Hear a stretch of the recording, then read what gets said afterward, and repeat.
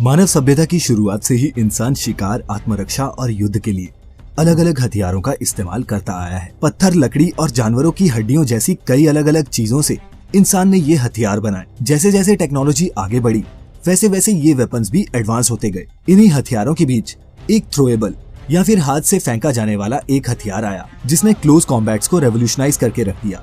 ये था ग्रेनेड, आसानी से कैरी किया जा सकने वाला डिस्ट्रक्टिव हथियार जो तंग जगह में और छिपे हुए दुश्मनों को बाहर निकालने में काफी कारगर साबित हुआ। आज की इस वीडियो में हम हैंड ग्रेनेड के आविष्कार से लेकर ये काम कैसे करता है ये जानेंगे। तो चलिए बिल्कुल भी देरी ना करते हुए शुरू करते हैं।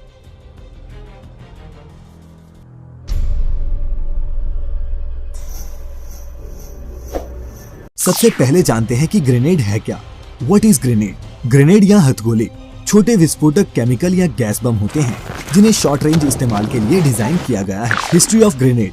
ग्रेनेड का इतिहास। ग्रेनेड नाम फ्रेंच शब्द पोमोग्रेनेट से लिया गया है क्योंकि शुरुआत में यूरोपियन सैनिक गोल पोमोग्रेनेट यानी कि अनार के साइज के बॉम्ब्स का इस्तेमाल करते थे जो गन पाउडर से बड़े होते थे। ग्रेनेड का आविष्कार लगभग 1000 एडी के आसपास चीनी लोगों ने किया। 15वीं शताब्दी तक पहुँचते पहुँचते ग्रेनेड का इस्तेमाल दुनिया भर की जंगों में होने लगा। 16वीं सदी में यूरोपियंस ने भी ग्रेनेड के कई वर्जन्स विकसित किए।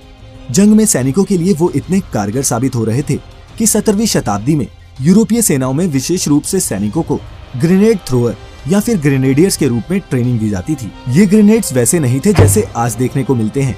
पिन खींची और फेंक दिया। एक हॉलो कंटेनर में गन पाउडर भरा जाता था और सैनिक को जल्दी से इसे जलाकर दुश्मन की ओर फेंकना पड़ता था। लेकिन 20वीं सदी आते आते ग्रेनेड के ज्यादा सेफ और एडवांस वर्जन्स को बना लिया गया जिससे ये मॉडर्न वॉरफेयर में भी अपनी जगह बनाए रखने में कामयाब रहा। Types of grenade. ग्रेनेड के प्रकार। ग्रेनेड्स कई शेप्स और साइजेस में आते हैं लेकिन सबका काम करने का तरीका एक सा ही होता है। युद्ध के मैदान में ग्रेनेड का सबसे आम प्रकार time delay fragmentation anti personal hand grenade है जो अपने नाम के मुताबिक ही काम करता है। ये इसमें से पिन खींचे जाने के 4 से 5 सेकंड के अंदर ही एक्सप्लोजन के साथ दर्जनों शार्प मेटल पीसेस हवा में लॉन्च करता है। इस ग्रेनेड को इसलिए डेवलप किया गया था ताकि इसे इस्तेमाल करने वाले इंसान को वहां से दूर जाने का पर्याप्त समय मिल सके। इसके अलावा कई सिचुएशंस में सोल्जर इम्पैक्ट ग्रेनेड्स का इस्तेमाल भी करते हैं। इम्पैक्ट ग्रेनेड्स लैंड करते ही फट जाते हैं जिससे एनिमी का इससे बचना बेहद मुश्किल हो जाता है। ये दोनों ग्रेनेड डिजाइन्स काफी ड्यूरेबल, इजी टू यूज और इजी टू मैन्युफैक्चर हैं। इसीलिए सैनिक ये दोनों ग्रेनेड्स का ही इस्तेमाल करते हैं। अब बारी बारी से जानेंगे कि ये दोनों ग्रेनेड्स काम कैसे करते हैं। पहले बात करेंगे टाइम डिले ग्रेनेड की। इस हैंड ग्रेनेड की आउटर बॉडी स्टील या कास्ट आयरन और कुछ मजबूत पॉलीमर से बनती है जो कई फ्रेगमेंट्स में डिवाइडेड होते हैं। विस्फोट होते ही इसका आउटर शेल छोटे छोटे टुकड़ों में बंट जाता है। इस ग्रेनेड में एक खास तरह के फायरिंग मैकेनिज्म का इस्तेमाल किया जाता है जिसमें striker lever, safety pin, striker spring, explosive material, percussion cap, detonator और केमिकल डिले जैसे कंपोनेंट्स होते हैं। इसमें एक छोटा सा फिलिंग होल भी होता है जिसकी मदद से इसके अंदर एक्सप्लोजिव मटेरियल्स को डाला जाता है। इसमें एक सेफ्टी पिन होती है जिसके खोलने पर ये एक्टिव हो जाता है। स्ट्राइकर लीवर से जुड़ा होता है। स्ट्राइकर लीवर स्ट्राइकर को ऊपर की तरफ रोके रखता है। जब इसे एक्टिवेट किया जाता है तो ग्रेनेड में लगे स्प्रिंग के प्रेशर की वजह से ये स्ट्राइक लीवर ग्रेनेड से अलग हो जाता है और जैसे ग्रेनेड लीवर से अलग होता है स्प्रिंग स्ट्राइकर को नीचे परकशन कैप की तरफ तेजी से फेंकता है और इस कैप के टकराने की वजह से एक छोटी सी स्पार्क बनती है और जैसे ही ये बनती है ये स्पार्क परकशन कैप पर लगे एक केमिकल को जला देती है। इस धीमे जलने वाले केमिकल मटेरियल को पूरी तरह से जलने में 4 सेकंड का वक्त लगता है।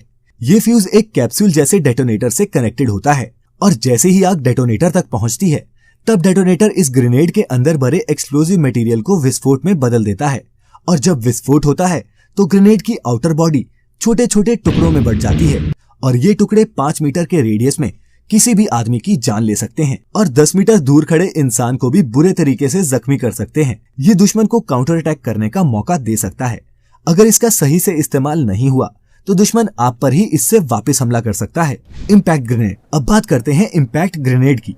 कई सिचुएशंस में सोल्जर्स इम्पैक्ट ग्रेनेड का इस्तेमाल करते हैं क्योंकि ये ग्रेनेड एक प्लेन से फेंके गए बॉम्ब की तरह होता है। जहाँ भी ये फेंका जाता है वहाँ ये विस्फोट करता है। इसीलिए टाइम डिले ग्रेनेड की तरह इसमें दुश्मन के पास ग्रेनेड वापस फेंकने का मौका नहीं होता। टाइम ग्रेनेड की तरह इम्पैक्ट ग्रेनेड को हाथ से नहीं फेंकते क्योंकि इम्पैक्ट ग्रेनेड सरफेस से कांटेक्ट में आने पर तुरंत एक्सप्लोड हो जाता है। इम्पैक्ट ग्रेनेड लॉन्च करने के लिए ग्रेनेड लॉन्चर का इस्तेमाल करते हैं जो इसे स्पीड से फेंकने के काम आता है। एक टेल, 2 फ्लाइट फिन्स और एक नोज वाले इस ग्रेनेड का डिजाइन एरोडायनेमिक होता है। इम्पैक्ट ट्रिगर आगे के हिस्से में यानी कि नोज में होता है।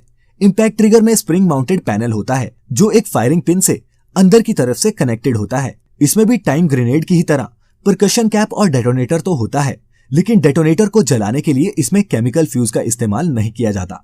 जब ये ग्रेनेड्स लॉन्च किया जाता है तब इसके डिजाइन की वजह से इसमें एक स्पिनिंग मोशन जनरेट होता है जैसे फुटबॉल में होता है। ये मोशन एक स्ट्रॉन्ग सेंट्रीफ्यूगल फोर्स जनरेट करता है जो डेटोनेटर से अटैच्ड वेटेड पिन्स को बाहर की ओर फेंक देता है।